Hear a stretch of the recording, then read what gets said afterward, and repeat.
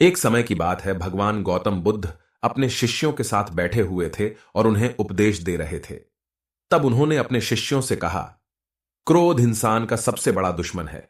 क्रोध करने वाला व्यक्ति खुद को हानि पहुंचाता ही है, लेकिन दूसरों को भी हानि पहुंचाता है।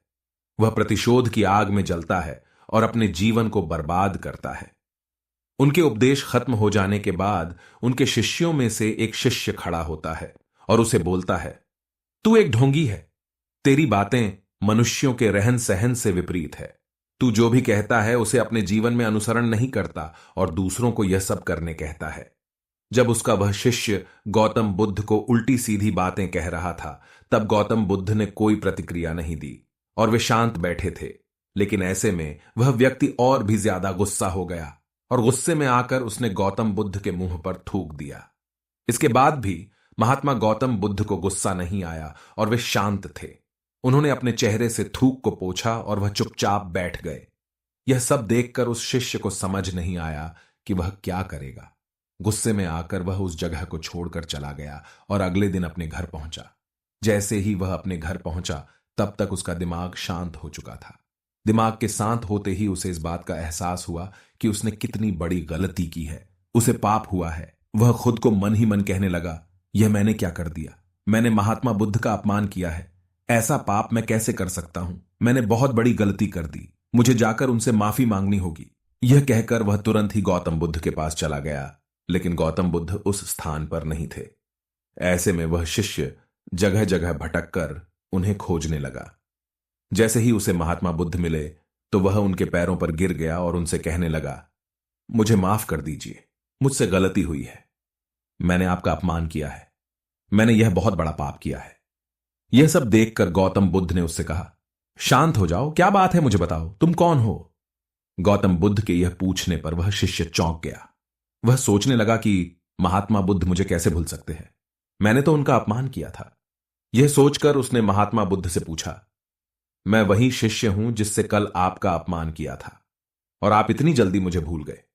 महात्मा बुद्ध ने उस शिष्य से कहा, मैंने तो पहले ही वह स्थान छोड़ दिया है और तुम अभी तक वहीं खड़े हो। तुम्हें अपनी गलती का आभास हो गया है। तुम पश्चाताप कर चुके हो। अब तुम आज के दिन में जीने का निर्णय लो। यदि तुम बीते हुए कल की बातें याद करके परेशान रहोगे, तो तुम्हारा वर्तमान और भविष्य दोनों बिगड़ेंगे। तुम अपनी गलती से सीखो, उसे दोहराने की जगह आज को सुधारो। हमें कल की बातों को कल में ही रखकर आगे चलना चाहिए। वह अच्छा हो या बुरा, उसके बारे में बार बार विचार नहीं करना चाहिए। मैं बीती हुई बातों को पीछे छोड़कर आगे चलता हूं, और ऐसा ही हम सबको भी करना चाहिए।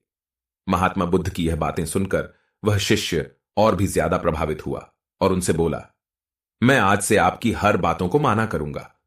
उस व्यक्ति का बोझ उतर गया। वह बुद्ध के चरणों में गिर पड़ा और उसने अपना क्रोध छोड़ दिया और क्षमा का संकल्प लिया। बुद्ध ने उसके सिर पर आशीर्वाद दिया। उस दिन से उस व्यक्ति में बदलाव आया और उसके जीवन में सत्य, प्रेम और करुणा की धारा बहने लगी। इस कहानी से हमें यह सीख मिलती है कि क्रोध करना इंसान के लिए सबसे खतरनाक है। यह मनुष्य का सबसे बड़ा दुश्मन है जो उसे बर्बाद कर सकता है। इसीलिए मनुष्य को कभी भी क्रोध नहीं करना चाहिए। हमें यह भी सीख मिलती है कि बीती हुई बातों को हमें भूल कर आगे बढ़ना चाहिए। अगर कोई मनुष्य अपनी बीती हुई बातों पर ज्यादा ध्यान देता है, तो उसका ध्यान पूरी तरह से भूतकाल में लगा होता है और वह इंसान कभी भी आगे बढ़ने की ओर विचार नहीं कर पाता। इसीलिए हमेशा पुरानी बातों को छोड़कर आगे बढ़ने की सोचे। हम सब जानते हैं कि क्रोध हमारे जीवन में विपरीत परिणाम ला सकता है, इसीलिए इसे संयमित रखना आवश्यक है। और इसी बात को ध्यान में रखते हुए गौतम बुद्ध ने हमें अपने उपदेशों के माध्यम से एक महत्वपूर्ण संदेश दिया है। बुद्ध भगवान ने कहा है, क्रोध ऐसी आग है जिसमें क्रोध करने वाला दूसरों को जलाएगा तथा खुद भी जल जाएगा।